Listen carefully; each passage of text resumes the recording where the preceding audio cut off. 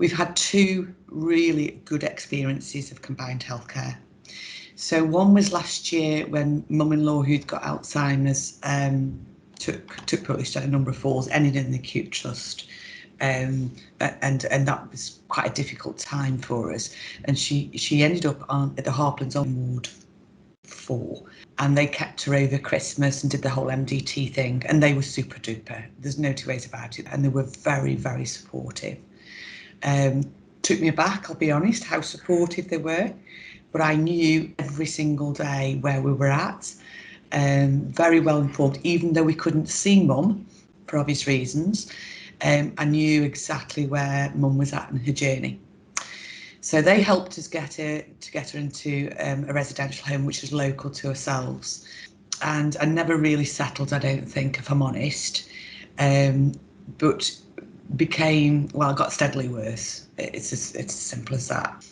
So she sadly was sectioned and ended up coming into Ward 6 a few years ago, after we lost Dad and Mum was diagnosed. We made a promise to her. We made a promise that we would keep her smiling as long as we could. We'd keep her safe as we possibly could, and we wouldn't let strangers into her home.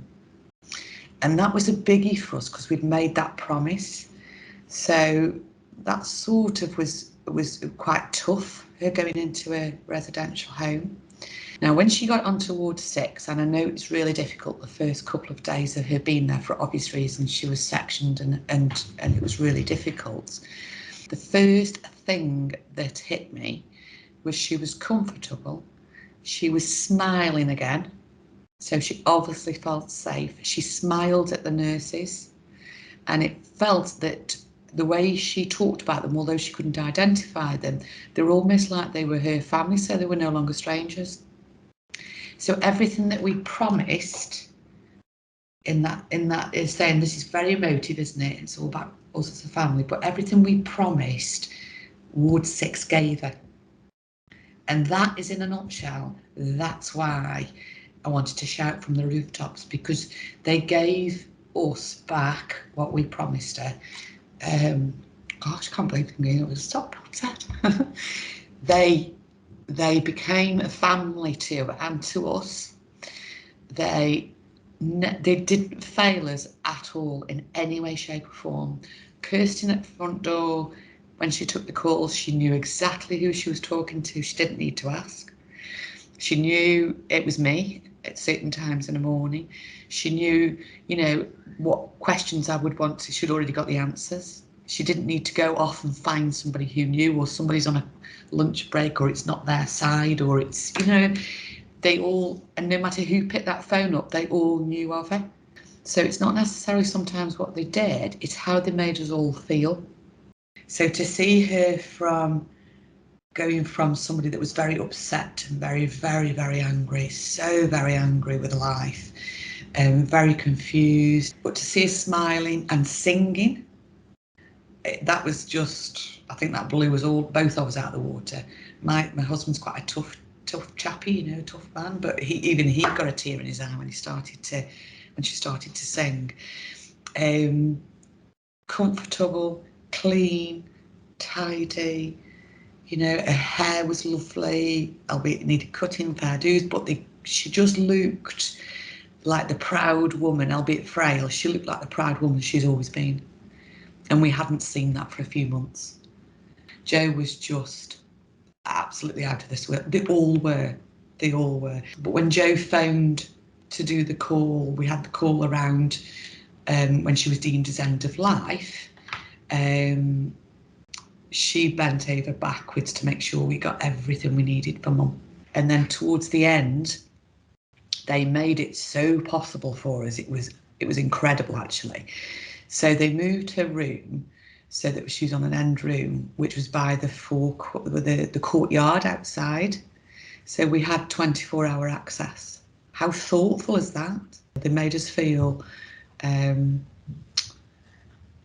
listened to, I think. They made us feel special as a family and recognise that this was a very special time. Nothing was too much trouble. We didn't ask for loads because we didn't need loads, but they were absolutely there.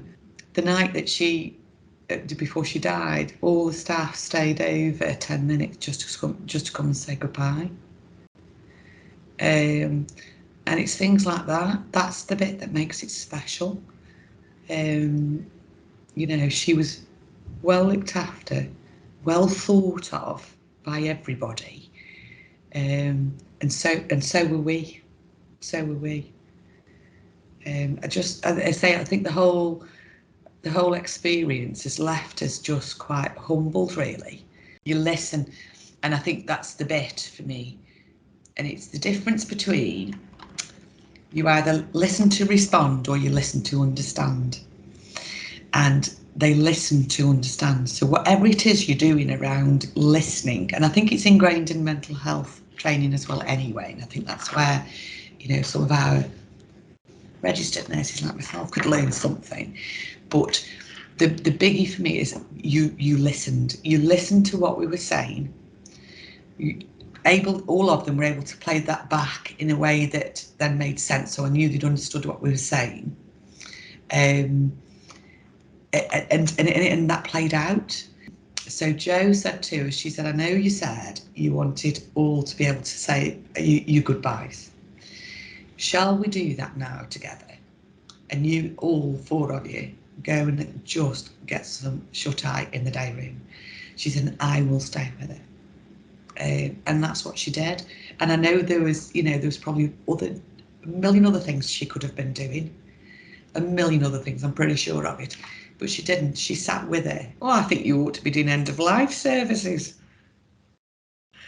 If that's the service that you get, then why on earth aren't you doing end-of-life services as part of your business? Because we'd certainly, yeah, absolutely. I think getting into your units are tricky. The waiting lists are tricky. We had to wait a little while to get her in the first time round. Obviously, second time round we didn't because she was sectioned. So I think from a family point of view, we will be eternally grateful to you guys for giving us those happy memories in a really awful time, because they were happy. We were happy, and that includes Mo. We were happy, and that's the bit that was really important. Is there something about how you celebrate success? Because you hear an awful lot about the Royal Stoke. Not a lot of people, I don't get the impression that we hear a lot about combined, if I'm honest. Shout about your services. And why I say that is my husband, who's a joiner, he had no idea that Harplands was separate to Royal Stoke. Are the board really sighted on what their teams do day in and day out? Do they really see it? And do they not appreciate it? That's the wrong thing, but do they really celebrate it? Because if they don't, they should. They should be really proud of their teams. But I'd really like to think that Ward 6 knows that they are appreciated, and they must do, because they wouldn't perform like they do, must they? But I'd really like to think, with my hand on my heart, as each and every one of those members, the team knows that they're really appreciated.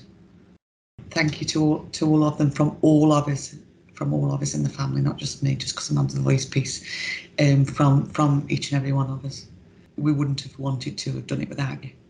They all did the right thing by us. You know, and when I say us, I mean Mo and that. They absolutely nailed it for us all the way through.